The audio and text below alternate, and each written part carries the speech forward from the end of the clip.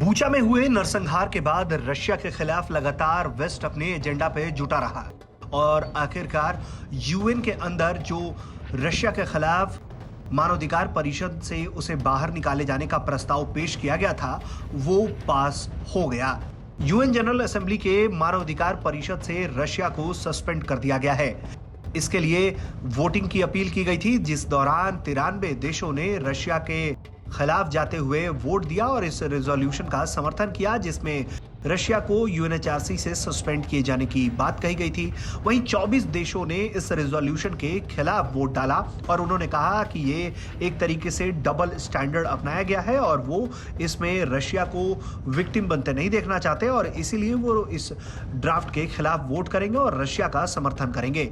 वहीं 58 देश वो रहे जिन्होंने इस पूरे प्रस्ताव में वोटिंग में ही हिस्सा नहीं लिया। उन्होंने इस वोटिंग से अपने आप को एब्सटेन कर लिया और उनका भी यही कहना था कि बिना कोई जांच, बिना कोई तथ्य सामने लाए इस तरीके से फैसला सुनाना यकीनन गलत है। और उन 58 देशों में भारत भी एक देश रहा जिसने वोटिंग में हिस्सा नहीं लिया।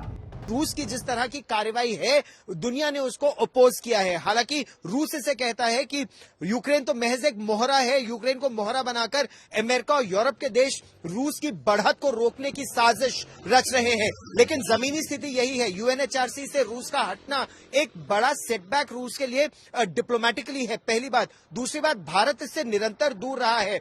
10 बार इससे पहले वोटिंग हुई, 10 बार भारत ने एब्सटेन किया। क्यों? भारत यह कह रहा है कि बूचा में जो निर्मम हत्याएं हुई हैं उसकी जांच होनी चाहिए, जो दोषी है उसके खिलाफ कार्रवाई हो। अगर यह फॉल्स फ्लैग ऑपरेशन है, रूस का आरोप है बूचा फॉल्स फ्लैग ऑपरेशन था, तो फिर यूक्रेन के खिलाफ कार्रवाई हो। अगर सच है तो रूस के खिलाफ जांच के बाद कार्रवाई हो। 2011 में जो हुआ और आज जो हो रहा है उसमें बहुत फर्क है। 2011 में लिबिया को कंसेंसस के तहत बाहर निकाला गया था, लेकिन यहाँ पे कंसेंसस नहीं है। यहाँ पे वोटिंग प्रोसीजर में 2/3 मेजोरिटी अगर मिल जाता है तो वो रेजोल्यूशन पास हो जाता है। यहाँ पे 93 वोट्स के साथ ओवरवेलमिंग 2/3 मेजोरिटी के साथ रूस को संयुक्त राष्ट्र के ह्यूमन राइट्स काउंसिल से बाहर निकाल दिया गया, सस्पेंड कर दिया गया। इसके मायने क्या है? देखिए, P5 कंट्री है, P5 नेशन है और उस पे जो एलिगेशंस लगे हैं ह्यूमन राइट्स के, उसके तहत अगर HRC से बाहर निकाले जाते हैं तो ये सिंबॉलिक है। कह रहे हैं कि आप इतने बड़े देश हैं लेकिन आपने ह्यूमन राइट्स को वायलेट किया है। बहुत ज्यादा निगोशिएशंस हुए थे यहाँ पर।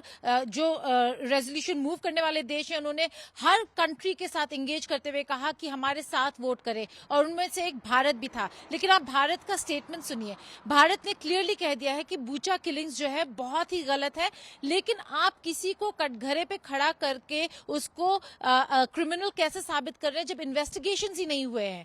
भारत को कोई आपत्ति नहीं है किसी कंट्री को ह्यूमन राइट्स काउंसिल से बाहर निकालने में अगर इन्वेस्टिगेशंस हुए हो। तो काफी सारे देश जो एब्सटेन कर रहे हैं उन्होंने यही कहा कि इन्वेस्टिगेशंस, एक इंडिपेंडेंट इन्वेस्टिगेशन तो होना चाहिए था इससे पहले कि आप ये करार दे कि रूस वायलेटर है जेनोसाइड और वॉर क्राइम्स के। सिविलियंस मारे गए हैं, इन्वेडर है, इसमें कोई दो राय नहीं। इससे पहले सिर्फ एक बार ही किसी देश को ह्यूमन राइट काउंसिल से बाहर किया गया है। वो देश था लीबिया। साल 2011 में लीबिया के खिलाफ तब प्रस्ताव पास हुआ था जब मुअम्मर अली गद्दाफी ने सरकार का विरोध करने वाले प्रदर्शनकारियों पर हिंसक प्रहार किया था। ब्यूरो रिपोर्ट, भारत तक।